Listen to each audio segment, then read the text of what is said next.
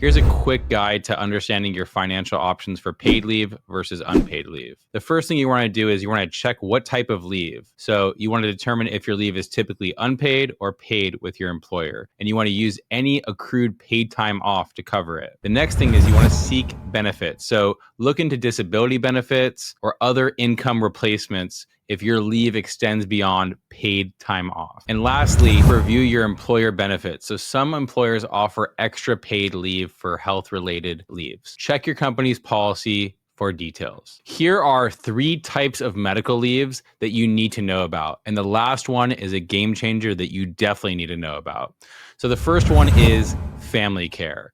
When you're caring for a family member with a serious health condition, such as a parent, brother, child. Last year, I had to deal with my father's illness and his unfortunate passing, and there was a ton of appointments. We had to go to the hospital all the time. We had to do all sorts of stuff related to his health condition, and there are protections in place for family care. And then you have everything related to pregnancy, maternity leave, adoption, foster care. It includes prenatal birth care. It includes the incapacity due to your pregnancy, how it affects your workplace, recovery from childbirth. For the birth of a child, bonding, or related conditions, there are tremendous workplace protections for you. And the third one, the one that we get the most common inquiry about, disability discrimination, whether it's physical, mental, or anything else related to a disability. This is such a common theme that we have. We have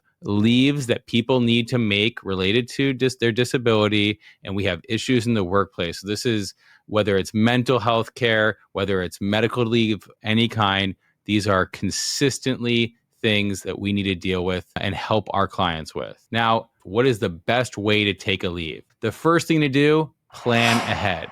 Don't just show up one day and say, I'm having a surgery, unless it's an emergency surgery. So for foreseeable leaves, such as scheduled treatments or a childbirth, plan ahead and create a smooth process with your employer. This includes understanding the specific documentation you need, including medical notes if necessary, and the timing of your leave. Be reasonable with your employer. If you're not, even if you're just looking at this from a case perspective, it's not going to look good. Nobody is going to appreciate on a jury somebody coming into work and not being forthcoming with their employer. They're just not. You need to give them reasonable information. Communicate clearly and professionally. So that means when you know about something, let the employer know, have the conversations with the right people. Hopefully there are the right people in place in HR or your manager, and communicate your needs professionally and clearly.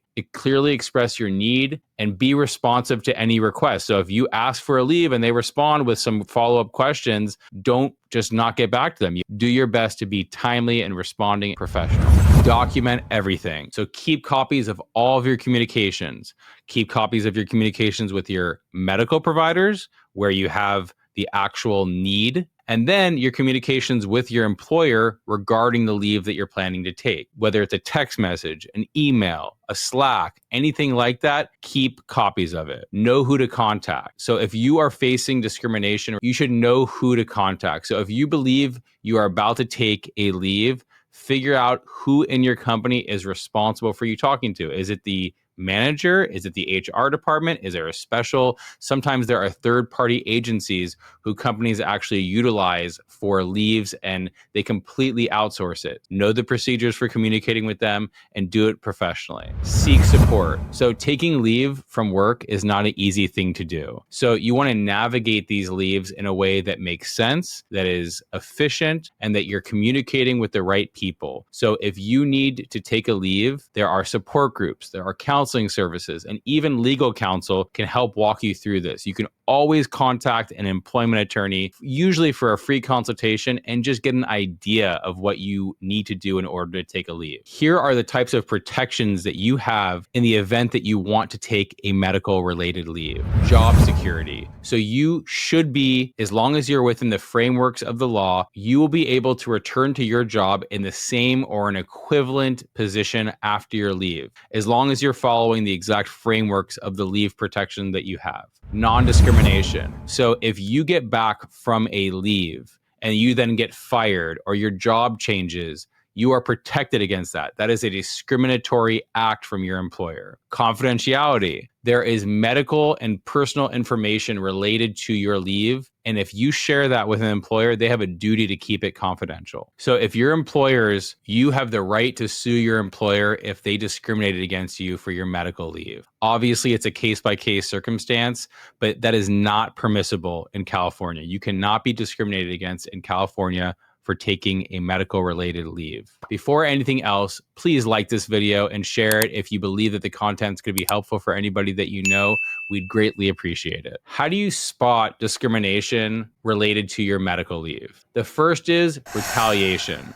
So what's an example of retaliation? Changed job responsibilities, a demotion, salary reduction, or termination after requesting or taking a leave. An indicator might be a negative performance evaluation that follows a leave request, or an increased scrutiny on your job that you didn't experience before, but now that you asked for a medical leave, you're a horrible performing employee. Those are some indicators of discrimination for your medical leave. Another way to spot discrimination for your medical leaves is harassment. People make disgusting comments about leave. So for instance, pregnancy, which oddly enough is referred to as a discrimination in California, there are times where employers learn of a pregnancy and an upcoming pregnancy related leave, and they say, okay, well, I guess you're not going to be working here anymore, or any sort of derogatory comments about an employee's leave or condition, or an undue pressure to avoid or cut short the leave. There are so many times that we get clients that come in and say, well, once I told them that I was going to be taking a leave, I got fired. They stopped giving me work assignments. They didn't tell me I was fired, but they didn't really give me my next work shift. And those are all examples of, in the context of a medical leave. A failure to reinstate. So sometimes you'll be told that you can take a leave, but you then can't return. So you take a few month leave for some medical condition, and then you come back and they say, oh, sorry, your job's not available anymore. You're not allowed to return.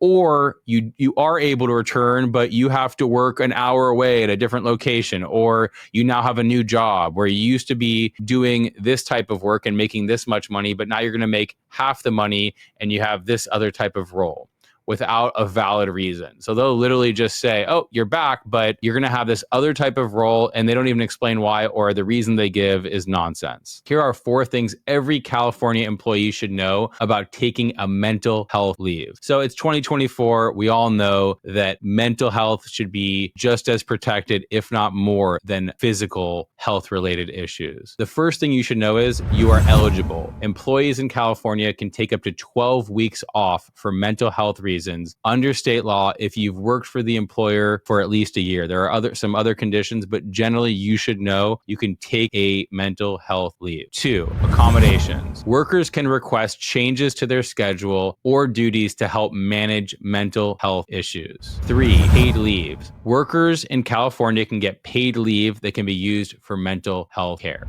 4, privacy. If an employer knows that you are taking a mental health leave, they have a duty to keep it private and confidential. Taking health leaves are something that happens so common, and if you're working, you have protections in the workplace to do so. And that doesn't mean that you're a bad employee. It doesn't mean that you don't care about the job. It means that you're human, and it means that you need to know that you have the rights and the ability to do so. And any employer that doesn't understand this deserves to be held accountable. So if you're experiencing any issues related to your medical leave before, during, or after, contact us at Smith Law 1-833-SMITH-LEGAL, or you can go to our website at www.smithlaborlaw.com.